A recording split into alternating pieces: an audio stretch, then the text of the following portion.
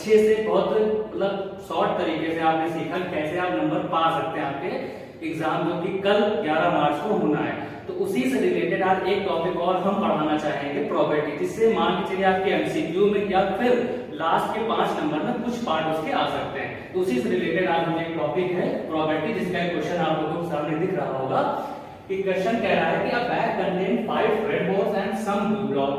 If the probability of drawing a blue ball is double that of red ball, determine the numbers of blue ball in the bag। आप लोगों ने क्या कह रहा है कि आपको इसमें ब्लू बॉल की प्रोबेबिलिटी क्या होगी निकालनी। तो सबसे पहले प्रोबेबिलिटी क्या होती है? प्रोबेबिलिटी ये होती है किसी चीज की होने की संभावना।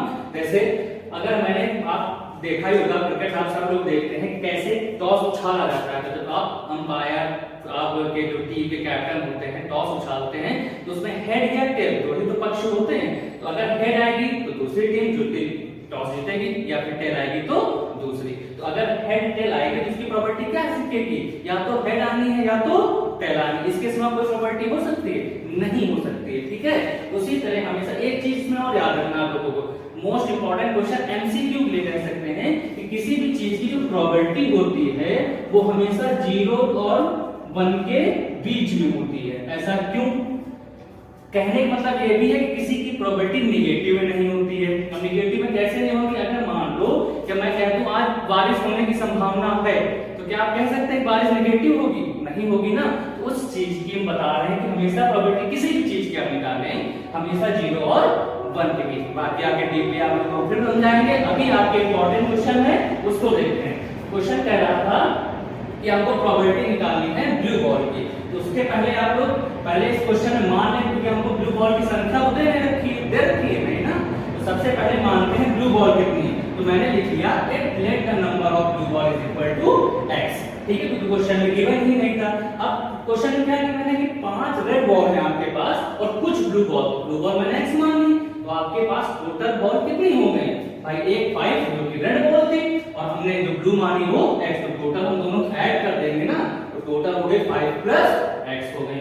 अगली condition probability of blue ball. अच्छा ये बताओ कि किसी चीज में कोई चीज निकाली जा रही है तो भाई तो संभावना हुआ कि नहीं प्रोबेबिलिटी। तो अब कह रहे हैं ब्लू बॉल की निकालने की संभावना क्या होगी? ब्लू बॉल मैंने कितनी मान ली थी? x। टोटल बॉल कितनी है हमारे पास? 5 प्लस x। तो अगर ब्लू बॉल निकालोगे तो टोटल में से निकालोगे कि नहीं? तो भाई टोटल ब्लू बॉल निकाली तो x ऊपर हो गया और जिस चीज से निकाल रहे हो जिसमें आपके पास रखी हुई है वो है 5 प्लस x। तो हमारी प्रोबेबिलिटी क्या हो गई? x upon 5 plus x। उसके बाद प्रोबेबिलिटी ऑफ रेड बॉल, हमको रेड बॉल की प्रोबेबिलिटी अब क्वेश्चन में आपके साथ साथ दे रखा है कितनी रेड बॉल है? 5। और टोटल बॉल कितनी है? 5 प्लस x। तो टोटल में से ही तो रेड निकालोगे आप बाहर। तो 5 अपॉन 5 प्लस x ये किसकी प्रोबेबिलिटी हो गई? रेड बॉल की हो गई। कोई दिक्कत? अब हम आते हैं मेन पार्ट क्या कह रहा है क्वेश्चन में। If the probability of drawing a blue ball, blue ball की जो हम प्रोबेबिलिटी है वो किसके डबल है? रेड बॉल की प्रोबेबिलिटी है।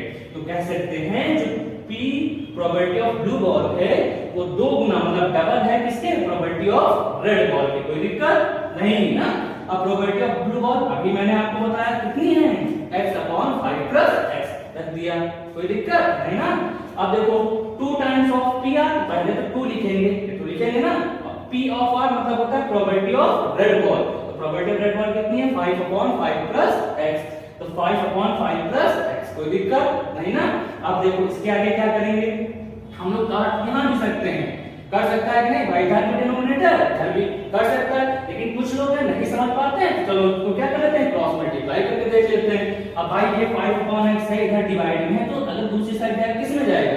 मल्टीप्लाई में जाएगा। भाई ले गए x के साथ किस में आ गया? 5 प्लस x। लिख दिया मैंने, कोई दिक्कत? अब देखो इधर ये क्या है? 2 5 जा 10। कोई दिक्कत? तो 10 हो गया। अब देखो ये ऊपर न्यूमरेटर में डिनोमिनेटर में साइन बीच में मल्टीप्लाई तो हम काट सकते हैं ना इस चीज को। कोई दिक्कत नहीं ना।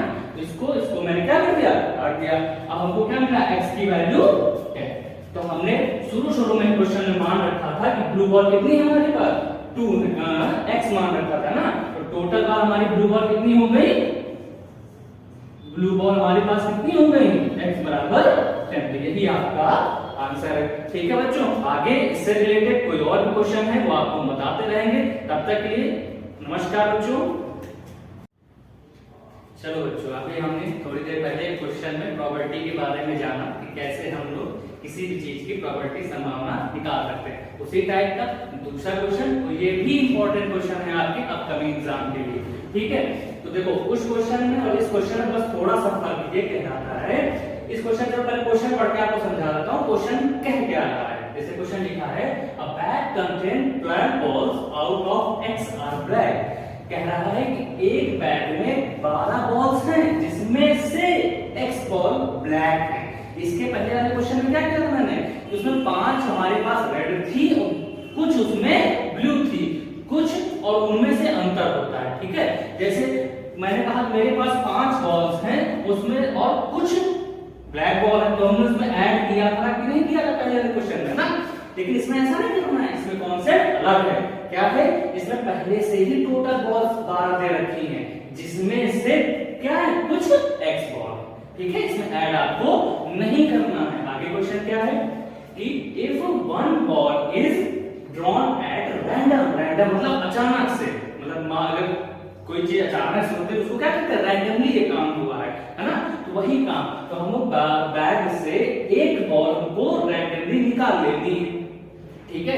उसके बाद what is the property that it will be a black ball. तो क्वेश्चन ये कहना है, आपसे जानना चाह रहा है, क्वेश्चन कह रहा है कि उसमें से ब्लैक बॉल निकलने की क्या प्रॉपर्टी होगी। आया क्वेश्चन समझ में? तो देखो वही समझाने का हम प्रयास करते हैं। तो पहला पार्ट, तो इसमें ये पहला पार्ट है और ये क्वेश्चन का दूसरा पार्ट, इसको हम बाद में समझेंगे, ठीक है। तो पहली बात, पहला पार्ट में देखो टोटल बॉल्स कितनी दे रखी थी बच्चों, बताओ भाई कितनी है, 12 बॉल है। टोटल कितनी बॉल, 12 बॉल, वही मैंने लिख लिया। जिसमें से ब्लैक बॉल क्या है, x। क्वेश्चन में साफ साफ दे रखा है, इसमें आपको देखने की जरूरत नहीं है, ना यहाँ पे कुछ मानने की भी जरूरत नहीं है। तो टोटल बॉल में से टोटल बॉल 12 बॉल और जिसमें से ब्लैक बॉल x, वही मैंने लिख लिया। तो प्रॉपर्टी मैंने बताया था इसके प्रीवियस क्वेश्चन में भी, किसी भी चीज की संभावना। तो अब ये बताओ टोटल बॉल कितनी है, 12 बॉल, ठीक। जिसमें से किसकी प्रॉपर्टी पूछ रही है, ब्लैक बॉल की। तो टोटल में से जो चीज निकालोगे ब्लैक बॉल में उसकी संख्या क्या अवेलेबल होगी, x है। तो प्रॉपर्टी ऑफ ब्लैक बॉल कितनी हो जाएगी, x अपॉन 12। कोई दिक्कत, पहला पार्ट हमारा खत्म।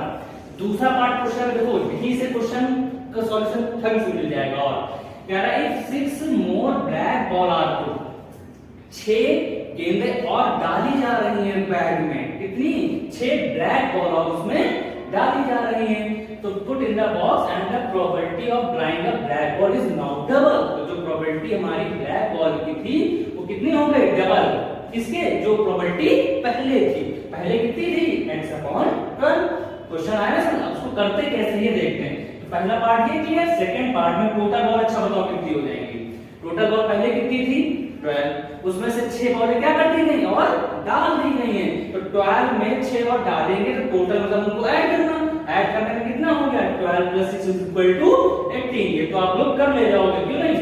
उसके बाद अच्छा ये बताओ, हमको तो पता नहीं वो कौन सी है, ब्लैक भी हो सकती है या फिर ऐसे मान लो कोई और भी हो गई। तो भाई ब्लैक बॉल कितनी थी, x थी। तो अब ये बताओ अगर 6 बॉल में डाल रहा हूं तो हो सकता है वो 6 की 6 ब्लैक हो या नहीं हो सकती। तो 6 में x में भी तो बढ़ेंगी कि नहीं बढ़ेंगी बॉल तुम्हारी। तो हमारी ब्लैक बॉल कितनी हो गई, x + 6 हो गई। आया समझ में। अब देखो क्वेश्चन क्या कह रहा था। अच्छा यहाँ बताओ ब्लैक बॉल निकालने की यहाँ प्रॉपर्टी क्या होगी। भाई ये तो पहले की बात थी, अब 6 गेंदें और डाली नहीं है, प्रॉपर्टी तो चेंज होगी कि नहीं होगी, एक तो रहेगी नहीं। तो ब्लैक बॉल की प्रॉपर्टी क्या होगी, तो भाई आओ देखते हैं। ब्लैक बॉल कितनी है, x + 6 भी मैंने बताया ना। तो टोटल बॉल कितनी है, 18। कोई दिक्कत। तो टोटल बॉल हमारी जो प्रॉपर्टी हो गई वो हो गई x + 6/18। एक चीज और, यहाँ पे देखो मैंने P ऑफ B माना था, प्रॉपर्टी ऑफ ब्लैक बॉल। देखो ये लिखने का तरीका स्मॉल तरीका है कि अगर जिस चीज की प्रॉपर्टी पूछी जा रही है उसका प्रेजेंट पहला लेटर, ठीक है, और P मतलब प्रॉपर्टी ऑफ ब्लैक बॉल। यहाँ पे वही काम लिखा, प्रॉपर्टी ऑफ ब्लैक बॉल, लेकिन डैश लगा दिया। क्यों, क्योंकि ये प्रॉपर्टी पहले दूसरी थी, अब क्या है, दूसरी। आप लोग यहाँ कोई और सब मान सकते, कोई बड़ी बात नहीं है। x + 6/18, कोई दिक्कत। अब हम आते हैं मेन पार्ट पे। क्वेश्चन कह क्या रहा था, क्वेश्चन ये कह रहा था कि जो प्रॉपर्टी हम अब दोबारा निकाले हैं x + 6/18, वो पहले वाली प्रॉपर्टी के कितने गुना है, 2, मतलब कि डबल।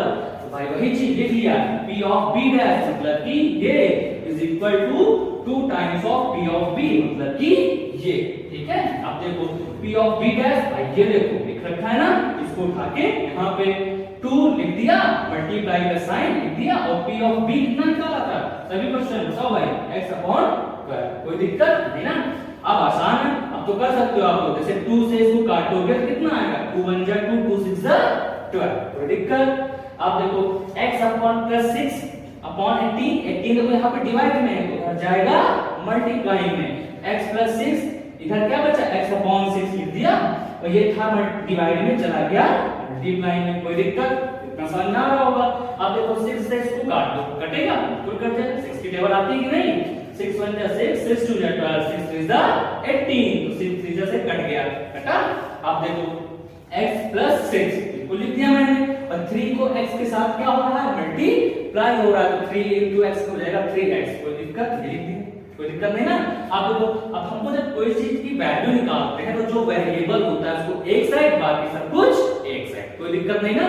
तो ये x है, मतलब कहते हैं ना जब फैमिली होती है तो एक फैमिली एक साथ, दूसरी फैमिली दूसरे साथ, उसी तरह यहाँ x की जो फैमिली है उसको एक साथ रखो, बाकी की फैमिली दूसरे साथ। x यहाँ पे इधर है, इधर चला गया तो साइन भी चेंज हो जाता है, ये तो कॉमन सी बात है, पता होगा आप लोग को। तो x इधर किसमें था, प्लस में, उधर गया माइनस में, तो 3x माइनस x। अब देखो इधर तो भाई बच गया 6 अकेला, 3x में से 1x चला गया, कितना बचा हमारे पास 2x, ठीक है। हमको वैल्यू किसकी निकालनी है, x की निकालनी है, निकालनी है कि नहीं। तो देखो x के साथ 2 किस में है, मल्टीप्लाई में है, 2 जाएगा मल्टीप्लाई से चला गया डिवाइड में, 2 से इसको क्या कर देंगे, सभी चीज बच्चे बता सकते हो कि नहीं भाई, 2 3 जा 6, x की वैल्यू कितनी आ गई 6, ठीक है, x की वैल्यू 3 आ गई है। इसी हिसाब से कुछ क्वेश्चन अभी और आपको कराएंगे जो कि प्रोबेबिलिटी से रिलेटेड बहुत ही अच्छे क्वेश्चन होंगे, ठीक है। बाकी आप लोग अपना ध्यान रखिए, जय हिंद।